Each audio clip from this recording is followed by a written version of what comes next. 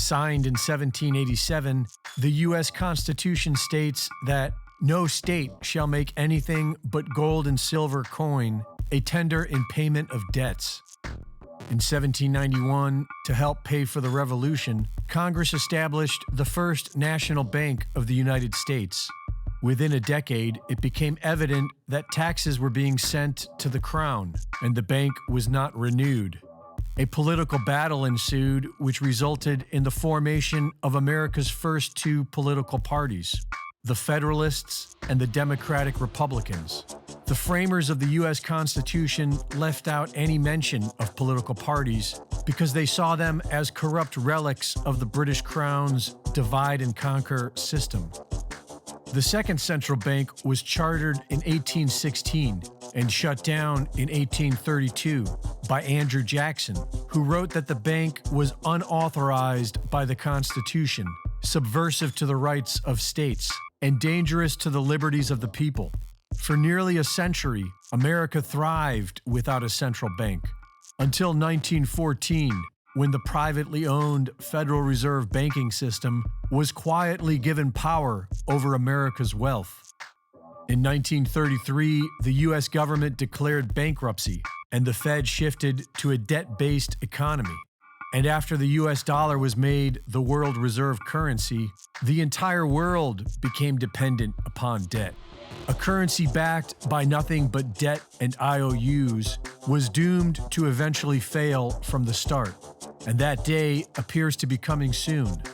These big banks have funded wars and criminally profited off human suffering for decades.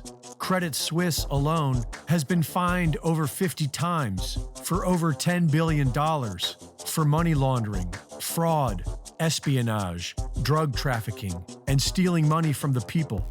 Every person in the civilized world is now feeling the same financial pressure being subjected by the U.S. Federal Reserve Bank.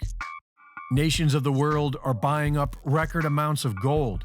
3/4 of the world have joined BRICS to prepare for a new world reserve currency after the end of the U.S. dollar.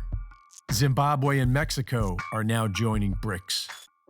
But it's important to remember that the Federal Reserve Bank is operated by BlackRock. BlackRock is operated by the Rothschild City of London banking cartel.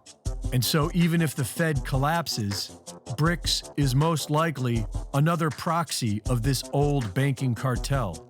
The idea for BRICS was born in 2001 from Goldman Sachs. The Federal Reserve Bank's digital currency, FedCoin, is already hugely unpopular. CBDCs are being rejected upon arrival, but that isn't stopping the federal government and the failing big banks from luring the population into their new nightmare system.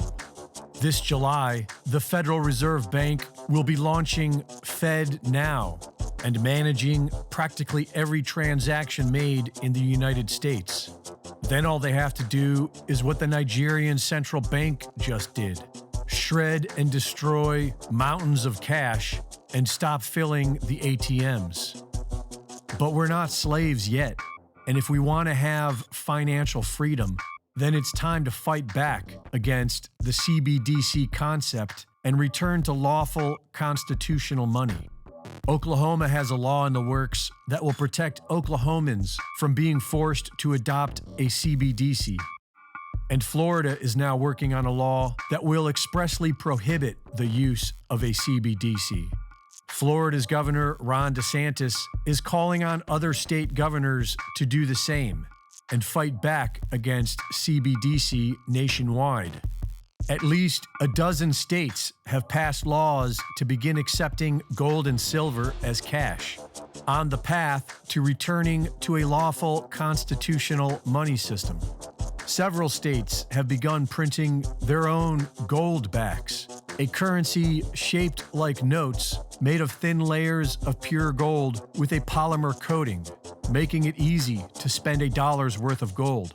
And the free market has been busy figuring out blockchain banking since the Bitcoin white paper. We don't need a central bank or a government to manage our money, but we have to act now and prepare. Reporting for InfoWars, this is Greg Reese.